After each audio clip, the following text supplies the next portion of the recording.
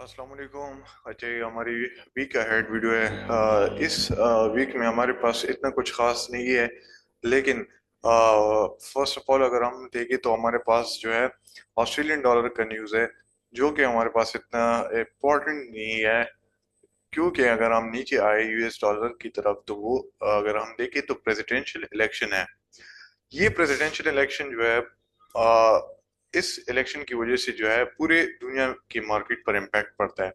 तो इसलिए हम एओडी न्यूज़ जो है cash rate RBI monetary policy को हम जो है वो स्किप करेंगे, और ये एज एक्सपेक्टेड भी आएगा, कुछ खास रेट नहीं देगा। और अगर इन्होंने ये कह दिया है कि हम जो है मॉनेटरी पॉलिसी जो है रेट कट्स जो है होल्ड कर रहे हैं, लेकिन फर्दर हम कट्स लाएंगे इसी साल में, तो फिर कुछ हो सकता है, हमारे पास अपॉर्चुनिटी बन सकती है स्टेटमेंट में, या फिर क्वेश्चंस जो है इनके जो मीटिंग होता है उसमें, तो ये हमारे पास एक अपॉर्चुनिटी बन सकती है। लेकिन अगर हम देखें यूएस डॉलर प्रेसिडेंशियल इलेक्शन जो है ये हमारे पास इम्पोर्टेंट है, तो इसलिए मैं स्किप कर रहा हूँ। आईएसएम सर्विसेज पीएमआई जो है इसी भी मैं स्किप कर रहा हूँ, क्योंकि हमारे पास यूएस डॉलर इलेक्शन है। सेकंड जो है हमारे पास एनजीडी है। एनजीडी में हमारे पास एक अपॉर्चुनिटी बन सकती है, लेकिन अगर ये खराब डेटा आया तो ये ऑलरेडी रेट कट्स ला रहे हैं। लेकिन अगर बेस्ट डेटा आया कि अनएम्प्लॉयमेंट जो है वो इनका ठीक जा रहा है और एम्प्लॉयमेंट भी है वो ठीक जा रहा है, तो अगर बेस्ट डेटा आया तो हमारे पास जो है ये रेट कट्स होल्ड करेंगे। जब होल्ड करेंगे तो एनजेडी जो है हमारे पास अपॉर्चुनिटी बन सकेगी।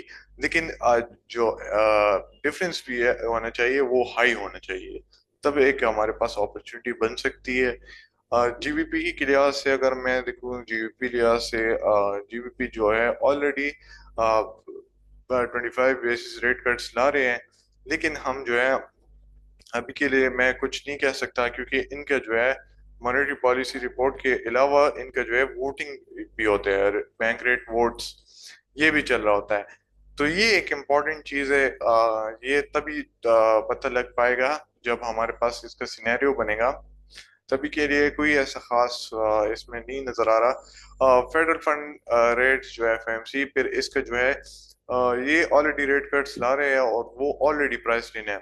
जिस तरह पहले भी 25 बेसिस रेट कट्स ला रहे थे, 50 की जगह 25 ला रहे थे, पहले ये 50 एज्यूम कर रहे थे, फिर 25 25 जो है वो एज्यूम किया कि 25 लाएंगे। तो ये हमारे पास एक डविश रिपोर्ट की बजाय हॉकिश होगा। अगर इन्होंने 25 बीएस रेट कट्स लाए भी तो हमारे पास डॉलर जो है वो वीक नहीं होगा।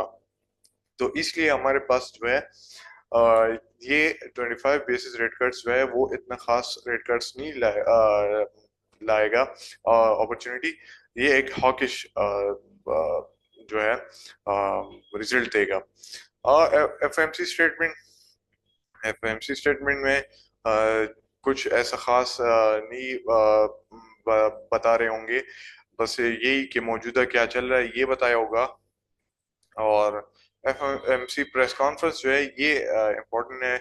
बस ज्यादा से ज्यादा ट्रम्प के बारे में पूछा जाएगा, कमला हैरिस इलेक्शंस के रिलेटेड पूछा जाएगा कि क्या होगा क्या नहीं होगा, ये पूछा जाएगा, और कुछ खास डेटा नहीं पूछा जाएगा।